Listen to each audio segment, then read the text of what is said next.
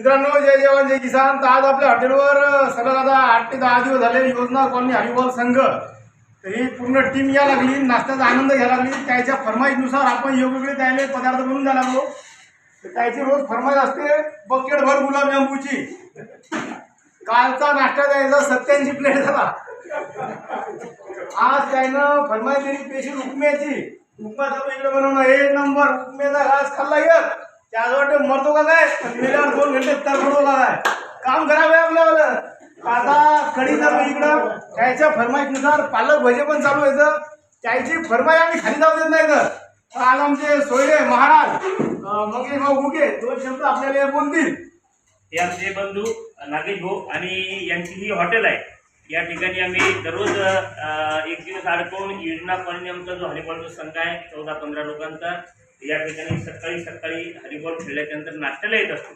इथे आल्याच्यानंतर आम्ही सांगितल्याप्रमाणे कधी पालक भजे, कधी मूग भजे, चांगली प्रतीचे चांगले तांदळाची खिचडी, या ठिकाणी कढी आणि आज उपमा बनवत आहे. त्याचबरोबर समोसा असेल, कचोरी असेल, एक तर कांठाळी वडा आहे आमच्या सोयऱ्याकडे.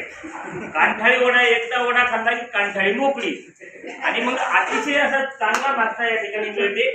तर यांचा नाश्ता सेवन केल्याच्या नंतर आमचा हरिबॉल संघ अतिशय आनंदी होतो. आणि खरोखर नागेश भाऊ तुम्हाला द्यावे जेवढे धन्यवाद कमी.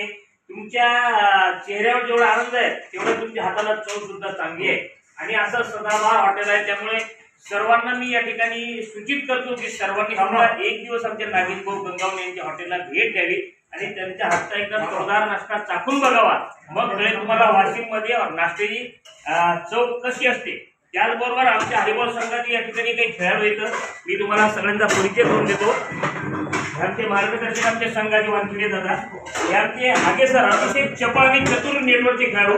त्यानंतर हे आमचे वानखिडे साहेब ते आजच्या नाश्त्याचे यजमान आहेत, सौजन्य येतं. त्याचबरोबर आमचे देवळे साहेब यांनी मारलेला ग्राउंड मधला बॉल एवढा वेगानं असतो की समोर धाराधीर पडतो खेळाडू.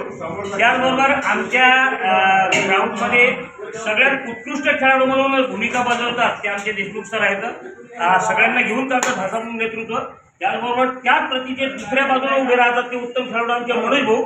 त्यांनी काल जवळपास आमच्या पवार साहेबांच्या नाश्त्यावर 6 ते 7 प्लेट गुलाबजामुन चालले. त्याचबरोबर हे आमचे अमलापुरे सर खातात कमी पण बुद्धी जादा चालवतात. त्याच्यामुळे हे निर्णायक आमचे खेळाडू आहेत. चाणक्य म्हणून हे थोडक्यात सांगायचं म्हणजे चतुर खेळाडू म्हणून यांची भूमिका आमच्या संघामध्ये महत्त्वाची.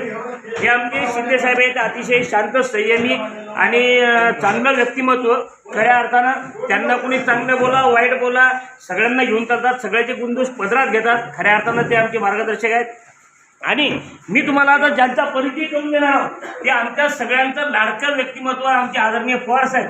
यांचं नावही पवार आहे आणि विचारही शरद पवार साहेबांसारखे त्यांच्याकडे आहे. त्याच्यामुळे कुठलची चपली कुठं फिरवायची, कुठलची गाडी चालल्याच्या नंतर खिळी कशी काढायची आणि कुठं गाडी बंद पडली कशी चालू करायची हे यांच्याकडून शिकायला मिळते. आम्ही सगळे या ठिकाणी नाश्ता करायला आल्याच्या नंतर सगळ्यांचा नाश्ता सगळ्या खेळाडूंना नाश्ता बोलवून खाण्याचा आनंद मिळाला. तर ते पवार साहेबांच्या नाश्त्यात सगळ्यांना जास्त आनंद मिळाला. एकदा जोरदार टाळ्या वाजवा. आणि सगळ्यात महत्वाचं आता ज्यांचा तुम्हाला मी परिचय करून देतो की पवार साहेबांचे सगळ्यात विश्वासू की आमचे हरिभाऊने आजच्या टीमनं जर म्हणलं पवार साहेबांना ये आणि आमच्या यांनी हरिभाऊन जर सांगितलं की बुवा पवार साहेब तुम्हाला या नदीत समुद्रात उडी खा लागते, पवार साहेब एका ठोक्यात खा. असे आमचे हरिभाऊ सुद्धा आहेत. असे आमची 11-12 जणांची 15 जणांची टीम आहे. आज आमचे पाठक सर आलेले नाही तर पांडे साहेब आलेले नाही तर आमचे राहुल भाऊ आलेले नाही तर हे सुद्धा उमेदवार आमचे आहेत. असे याची 14 जणांचा संघ आहे.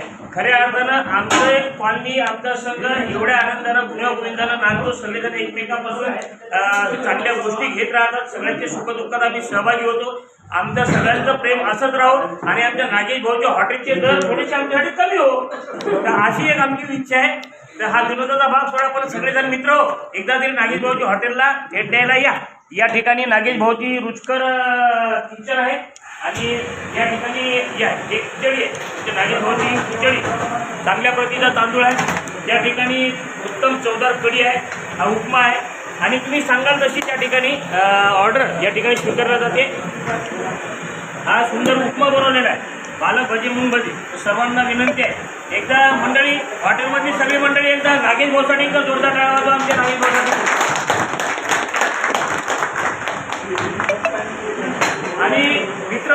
या एक दिवस भेट आमच्या नागेश भाऊ गंगवणे यांच्या हॉटेलला. जय हिंद, जय महाराष्ट्र, जय जवान, जय जय किसान. किसान.